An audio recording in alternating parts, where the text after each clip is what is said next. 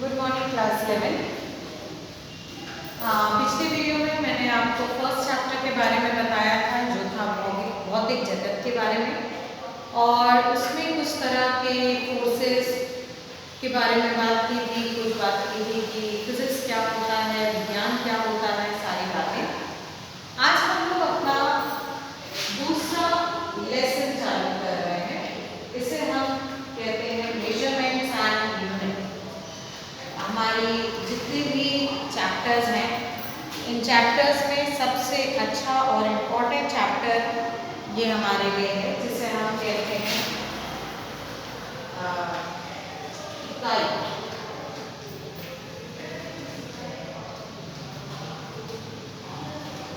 ठीक, इसे इंग्लिश में आप नाम पढ़ेंगे तो ये है हमारे लिए मेजरमेंट्स एंड यूनिट्स। ठीक, यूनिट्स एंड मेजरमेंट की यदि हम बात करें तो जैसा हम जानते हैं कि हमारे आसपास बहुत सारी चीज़ें होती हैं, और उन चीज़ों को नापने के लिए, तौलने के लिए हमें अलग अलग इकाइयों की ज़रूरत, आवश्यकता पड़ती है। जैसे हम एक एग्जाम्पल लें कि यदि मुझे इस ब्लैक बोर्ड की लंबाई नापनी है तो मैं एक मीटर का टेप लूँगी, उसको एक तरफ रखकर दूसरी तरफ खींचकर इस बोर्ड की लंबाई नापना।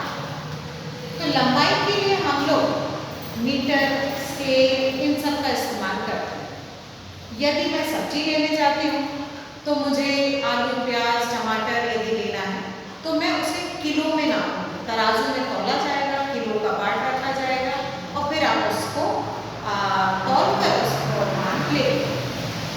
जब हम दूध लेने जाते हैं तो हम दूध लेने के समय उसे किलो में नहीं लेंगे, उसे लीटर में, क्योंकि वो एक तरल द्रव्य है, वो एक लिक्विड चीज़ है। तो उसके लिए, उसकी नापन विधि के लिए 1 लीटर का मग्गा होता है, जिससे आप 1-2 लीटर नाप लें। तो बेसिकली हर तरह की भौतिक राशियों को नापने के लिए, गणना करने के लिए आपको अलग अलग इकाइयों की आवश्यकता होती है। यहाँ पर ये बात आती है कि भाई हमको क्यों इन इकाइयों की आवश्यकता पड़ी। इकाइयों की आवश्यकता इसलिए पड़ती है क्योंकि जितनी भी भौतिक राशियाँ हैं हमारे आसपास या कुछ, तो हम उनमें अंदाजन काम नहीं कर सकते। हम अप्रॉक्सीमेट वैल्यूज नहीं दे सकते कि भाई ऐसा इतना, लगभग इतना होगा। क्यों? क्योंकि हम जब विज्ञान में बात करते हैं तो विज्ञान के प्रयोगों में और विज्ञान की सारी चीज़ों में महत्वपूर्ण होता है कि एग्जैक्टली उसका मापन कितना। ठीक, तो ये जो चैप्टर है वो है मापन और इकाई। ठीक है, मापन और इकाई की यदि हम बात कर रहे हैं तो जिस तरह अलग अलग चीज़ों को नापने के लिए अलग अलग तरह की चीज़ों का हम इस्तेमाल करते हैं। लंबाई नापने के लिए मीटर का, दूध नापने के लिए लीटर के आधा लीटर, पौन लीटर, आधा लीटर, 1 पाव, 1 लीटर का इस्तेमाल करते हैं। उसी तरीके से हर एक चीज़ को नापने की आवश्यकता है। अब यहाँ भी बात आती है छोटे से उदाहरण की कि हम क्यों नाप रहे हैं, हमें क्या आवश्यकता है किसी भी चीज़ को नापने की। जैसे हम अपनी क्लास में बैठे हैं तो हमें मालूम है कि हमारी क्लास में हर डेस्क की जो लंबाई और चौड़ाई है वो समांतर होती है, मतलब एक जैसी होती है, क्योंकि हम एक जैसे बच्चों को और एक दायरे में हमें उन्हें बैठाना है। तो हम हर टेबल और चेयर को एक निश्चित मापन में ही बनाते हैं ताकि हमारे पूरे रूम में उसकी व्यवस्था सुनिश्चित हो सके। एक रूम में 50 डेस्क आ सकती हैं या 60 डेस्क आ सकती है, इसका अंदाजा हमें रूम के क्षेत्रफल से मिल जाएगा, क्योंकि हम एक डेस्क का क्षेत्रफल निकाल रहे हैं, लंबाई और चौड़ाई ज्ञात कर रहे हैं। दूसरा हम उदाहरण ले सकते हैं कि जैसे हम यदि दवाई खाते हैं तो डॉक्टर हमें बोलता है कि भाई 50 mg की दवाई खानी है, 100 mg की दवाई खानी है या 500 mg की दवाई खानी है। तो हर दवाइयों का एक मापन होता है और उम्र के हिसाब से और ज़रूरत के हिसाब से उसका जो मापन मान है वो घटता या बढ़ता है। जैसे हम छोटे बच्चे को दवाई देते हैं तो नॉर्मली डॉक्टर हमें कम पावर की दवाई देता है, नहीं है उसके पास तो वो ये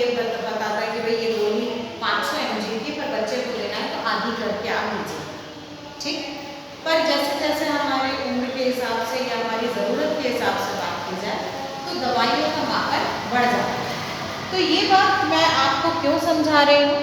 ये बात समझाने का मेरा बेसिक मतलब ये है कि हर चीज़ को मापन किए बगैर, मेजरमेंट किए बगैर आप चीज़ों को उपयोग नहीं कर सकते हैं, क्योंकि यदि आपने उसको किसी भी मापन में उपयोग किया तो वो चीज़ आपके लिए नुकसानदायक हो जाती है।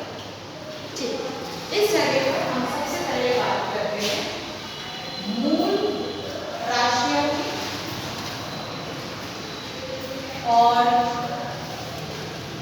व्युत्पन्न राशियों।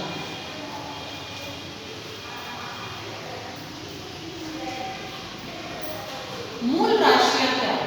मूल राशियां हमारे लिए 7 होती हैं। 7 ऐसी राशियां जो भौतिक राशियां कहलाती हैं, उनका यदि हम इस्तेमाल करते हैं तो उन्हें दर्शाने के लिए हमें किसी की आवश्यकता नहीं होती। तो यहाँ पर हम ऐसी राशियां जिनको दर्शाने के लिए या जो किसी पर भी निर्भर नहीं होती हैं, उन्हें हम मूल राशियां कहते हैं। पर जो राशियां मूल राशियों पर निर्भर होती हैं, उन्हें हम लोग व्युत्पन्न राशियां कहते हैं। ठीक, इस आधार पर यदि हम बात करें तो हमारे पास 7 मूल राशियां होती हैं और 2 और होती हैं जिनके बारे में मैं आपको बताऊंगी। पर पहले हम इन 7 मूल राशियों की बात करें। मूल राशियों की बात करें तो सबसे पहले हमारा आता है द्रव्यमान। द्रव्यमान मतलब किसी चीज का मास, किसी चीज का भार, तो इसे द्रव्यमान में निकाला जाता है। जिस द्रव्यमान का मान हम निकालते हैं केजी। दूसरा हम निकालते हैं लंबाई, किसी भी चीज की लंबाई या चौड़ाई जो है वो हम निकालते हैं मीटर। फिर आते हैं हम समय। समय को हम याद करते हैं सेकंड में। ठीक, चौथा विद्युत धारा। विद्युत धारा भी एक तरह की मूल इकाई है जिसको हम निकालते हैं एम्पियर में। पांचवा यदि हम बात करें तो हमारे लिए है ताप। ताप को हम निकालते हैं केल्विन में। छठवा जो है वो है हमारे लिए, इसे हम कहते हैं ल्यूमिनस इंटेंसिटी, या आप कह सकते हो प्रकाश की तीव्रता। प्रकाश की तीव्रता जो है वो निकाली जाती है कैंडेला नामक इकाई में। और आखिरी यदि हम बात करें तो हमारे लिए होता है अमाउंट ऑफ सब्सटेंस, मतलब किसी पदार्थ का द्रव्यमान। पदार्थ का द्रव्यमान तो ये निकाला जाता है मोल में। ठीक, हालांकि अभी आपने मोल के बारे में ज़्यादा नहीं पढ़ा है, शायद 9वीं कक्षा में पढ़ा था, पर अभी फिलहाल आप उतना ज़्यादा मोल कॉन्सेप्ट या केमिस्ट्री का एक टॉपिक है जिसमें आपने 9th में पढ़ा था। ठीक, इन मूल राशियों के अलावा भी हमारे पास कुछ और राशियाँ होती हैं जो कोणों को दर्शाती हैं। एक होता है हमारे लिए समतल कोण और दूसरा होता है हमारे लिए ठोस कोण। समतल कोण को हम लोग निकालते हैं रेडियन में और ठोस कोण को निकालते हैं स्टेरेडियन में। ठीक, तो कुल मिला के हमारे पास 9 मूल राशियां हो जाती हैं और इन मूल राशियों की मदद से हम लोग व्युत्पन्न राशियां बनाते हैं। अब व्युत्पन्न राशियां क्या है? ऐसी राशियां जो मूल राशियों से मिलकर बनती हैं, उन्हें हम कहते हैं व्युत्पन्न राशियां। इन्हें आप इंग्लिश में डिराइव्ड यूनिट्स कहते हैं। सबसे पहला और सबसे सरल हम बात करते हैं वो है हमारे लिए क्षेत्रफल। क्षेत्रफल एक तरह की व्युत्पन्न राशि है और क्षेत्रफल की यदि बात की जाए तो क्षेत्रफल का मतलब होता है लंबाई गुणित चौड़ाई। ये एक तरह की, आप ये कह सकते हो कि ये एक फॉर्मूला बेस्ड यूनिट्स होते हैं। फॉर्मूला बेस्ड मतलब जो किसी पर्टिकुलर फॉर्मूला मतलब पे आधारित होते हैं। तो जैसे हम बात कर रहे हैं क्षेत्रफल की, तो क्षेत्रफल का सूत्र है लंबाई गुणे चौड़ाई। तो हमारे लिए ये हो जाएगा L इंटू डी, मतलब लंबाई को हम नापते हैं मीटर में और चौड़ाई को नापते हैं मीटर में। तो हमारे लिए इकाई हो जाएगी मीटर स्क्वायर। तो है मीटर क्या एक मूल राशि, पर क्योंकि वो एक फॉर्मूला एक सूत्र के लिए उपयोग हो रहा है, तो उसका सूत्र क्या बन जाएगा, उस मूल राशि से बनेगा। दूसरा हम बात करें तो ये होता है आयतन। आयतन का मतलब होता है लंबाई गुणे चौड़ाई गुणे ऊंचाई। यदि इस आधार पर हम बात करते हैं तो ये होता है metre into metre into metre, मतलब हमारे लिए हो जाता है मीटर क्यूब। ठीक। तीसरी यदि हम बात करें तो हम बात कर सकते हैं घनत्व। घनत्व एक तरह की भौतिक राशि है जिसका मतलब होता है द्रव्यमान बटे आयतन। तो द्रव्यमान हमारे लिए क्या है केजी और आयतन हमारे लिए क्या है मीटर क्यूब। तो हमारी इकाई हो जाएगी केजी पर मीटर क्यूब। तो ऐसी राशियां जो मूल राशियों से मिलकर बनती हैं उन्हें हम लोग व्युत्पन्न राशियां कहते हैं। ठीक। तो अपने अगले वीडियो में यदि हम बात करें तो हमारे लिए